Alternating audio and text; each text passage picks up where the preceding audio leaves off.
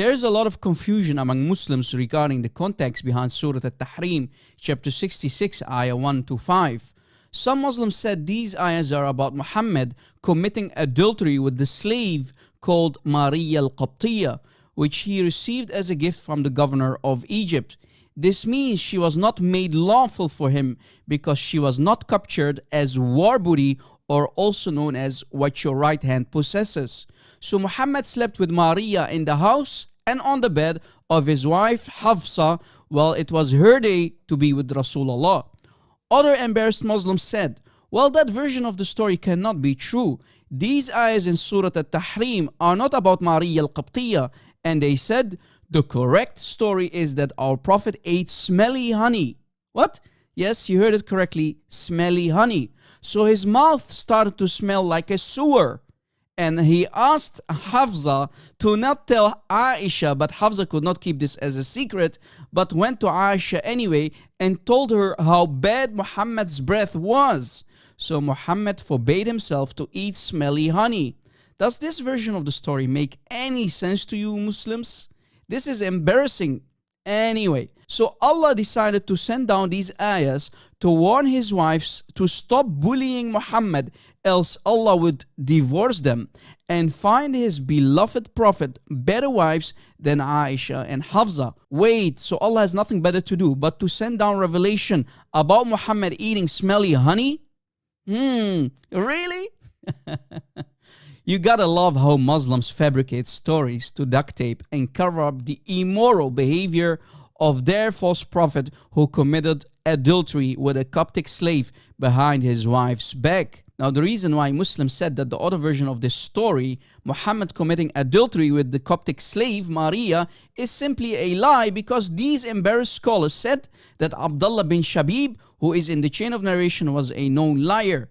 But what they did not tell you, that there are other chains that will actually confirm the story about the adultery of Muhammad.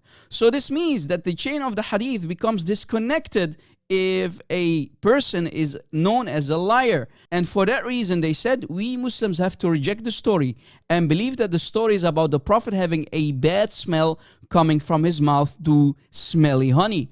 But is this truth or simply another fabrication to cover up the adultery of Muhammad with Maria al-Qiptiyyah?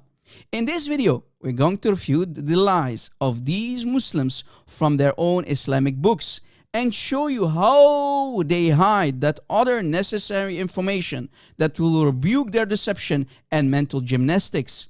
I found an interesting comment from a Muslim who is confused about the story and is asking his sister Farida to clear up the story for him, because he heard about the disrespectful story, i.e. Muhammad committing adultery with Maria al-Qiptiyyah. So let me help this poor confused stone kisser and show him that the only correct version of this story is about Muhammad banging Maria al-Qiptiyyah. So let us finally show you Muslim Sunni books to destroy their lies and make everything clear. Sunan al-Daraqutni, volume 3 by Imam al-Daraqutni, page 295. On this page, we see 3 different chains. The first 2 chains do include Abdullah bin Shabib, who Muslims threw under the bus and called a liar. But there is a 3rd chain in the bottom of the page, which is a connected chain and is Sahih.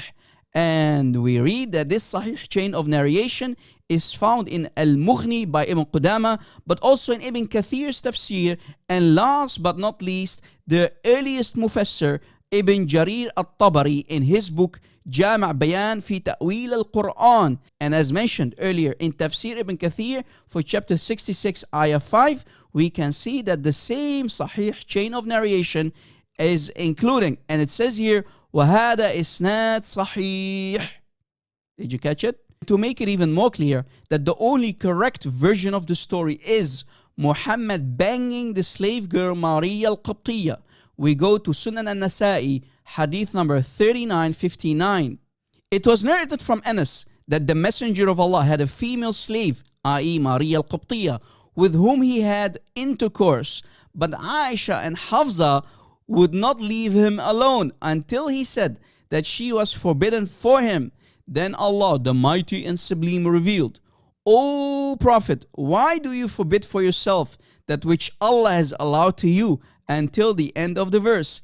So as you see, this is a highly sahih hadith confirming that Muhammad has sexual intercourse with the slave behind his wife's back, and he promised them that he would not sleep with Maria al-Qiptiyyah anymore. So you see, the only true story is Muhammad banging the slave girl, committing adultery in the process. So my Muslim friends, why do you claim that Muhammad is the perfect example to follow? Isn't that hypocrisy and a major contradiction? This is really embarrassing. As you see, without lies, Islam truly dies. My Muslim friends, keep fabricating lies about your Prophet to hide these embarrassing details about his sex life.